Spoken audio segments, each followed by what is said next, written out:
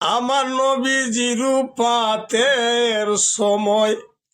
যখন এসে দিল দরিশন মাপাতে মায় জুড়িলেন কান্দন আরো কান্দেন যত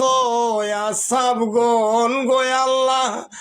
আরো কান্দে যত আসাবগণ মাপাতে মায় জুড়ছিলেন কান্দন। আমার আল্লাহ বলে নয়ার যাইল শীঘ্র তুমি ওরে দাখিল আমার কবর পৌঁছাও রে তখন বলো গিয়ায় আমার আবিবেরে মিছা দুনিয়ায় সাইরা যাইতেন বলছেন আরো প্রভু নিরঞ্জন মাপাতে মায় জুড়ছিলেন কান্দন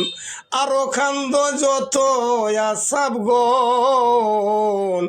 মাপাতে মায় জুড়ছিলেন কান্দন। এই কথা বলে তিনি রে আবিবেরি পাকশিও রে আদবভাবে বসছিলেন তখন আর যাইলে কি করিল